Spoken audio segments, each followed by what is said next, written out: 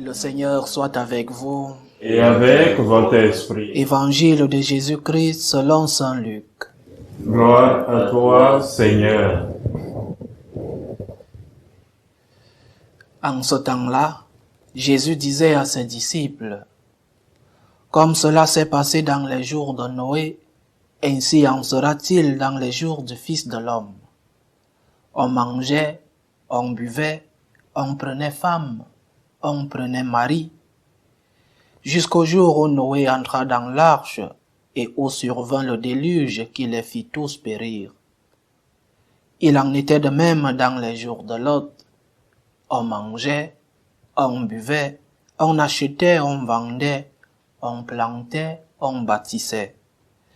Mais le jour où Lot sortit de Sodome, du ciel tomba une pluie de feu et de soufre qui les fit tous périr.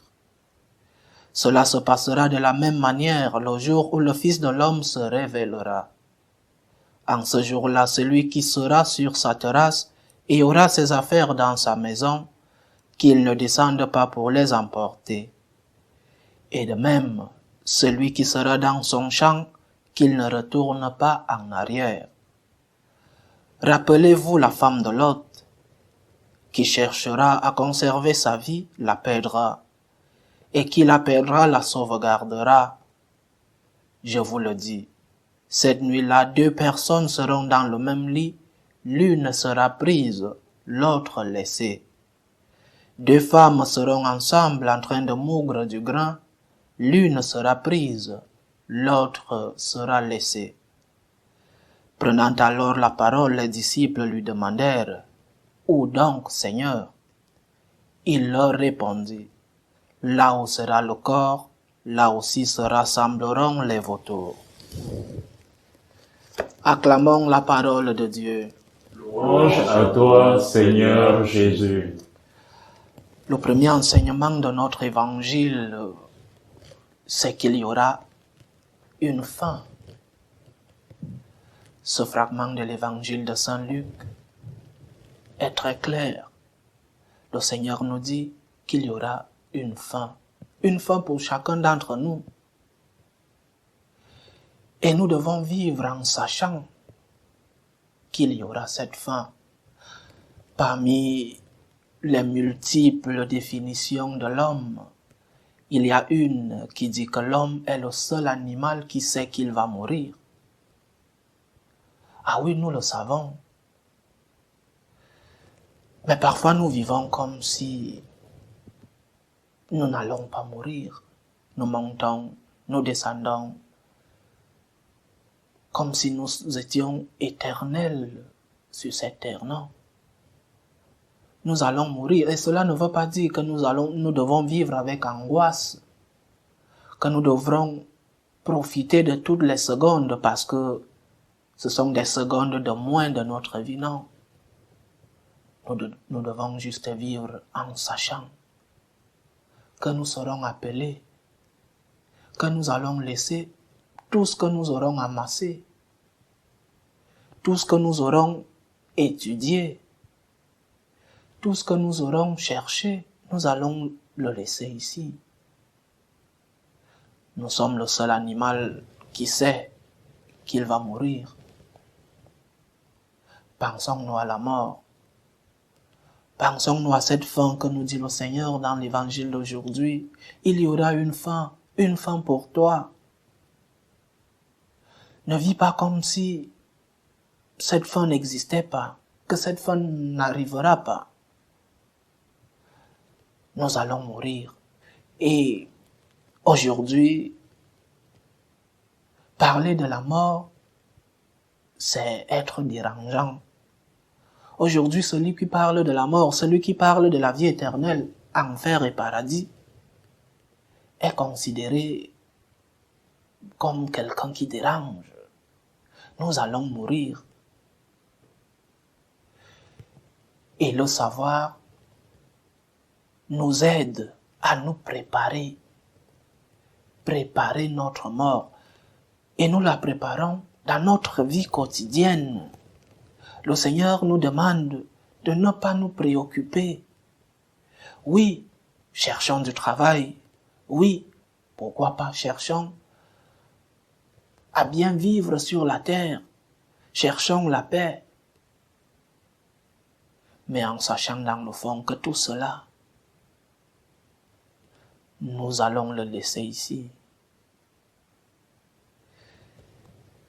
Et ce que nous emporterons avec nous, c'est la charité, c'est l'amour, c'est l'aide que nous aurions donnée à nos prochains.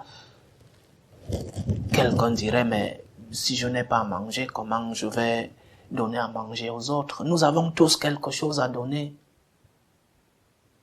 Nous avons tous, par exemple, des mots de consolation pour ceux-là qui ont besoin de nous.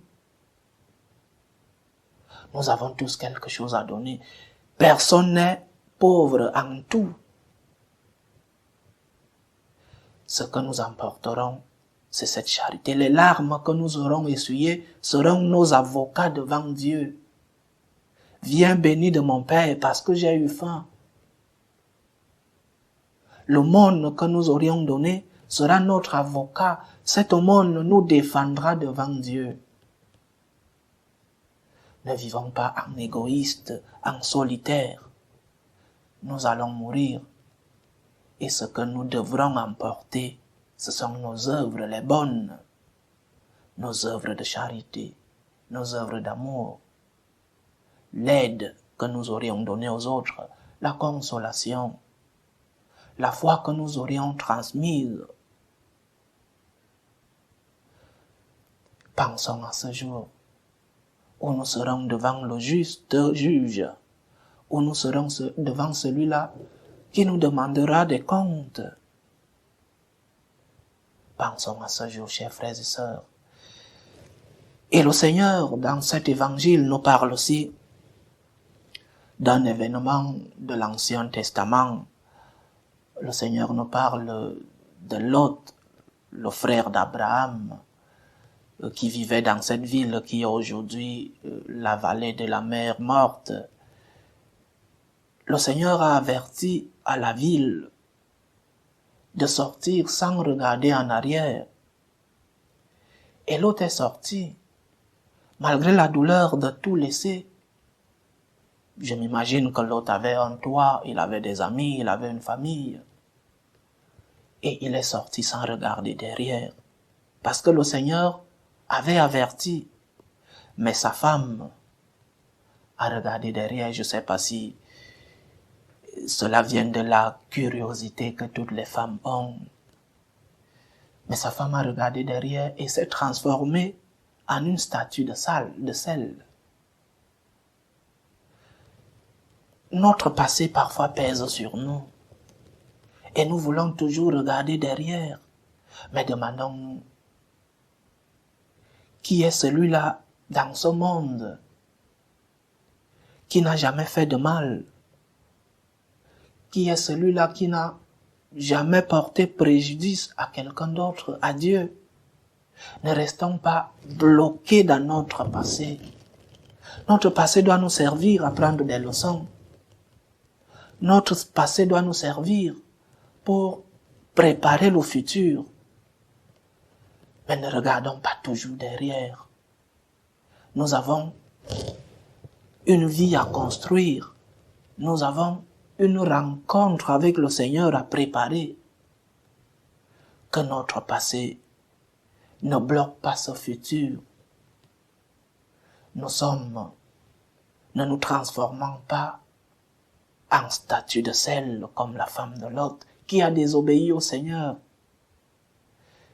Et la statue a ceci, c'est qu'elle ne bouge pas. Soyons dynamiques. Laissons nos erreurs du passé. Avançons dans la vie. Le Seigneur nous demande non seulement de lui obéir, mais aussi de savoir que sa miséricorde est avec nous, qu'il nous pardonne quand nous lui demandons pardon. Regardons plus en avant. Pensons nos blessures du passé, le mal que nous avons fait, le pardon que nous devons donner aux autres pour continuer. Pensons à l'amour que nous devons pour les autres, la charité, le pardon. Demandons au Seigneur, en ce jour où nous célébrons la mémoire liturgique de Saint Martin de Tours, que le Seigneur nous aide à panser nos plaies du passé, pour que nous ne devenions pas des statues de sel, pour que nous tournions les yeux vers lui, parce que lui-même est celui-là qui nous pardonne nos erreurs du passé. Loué soit Jésus-Christ. À jamais.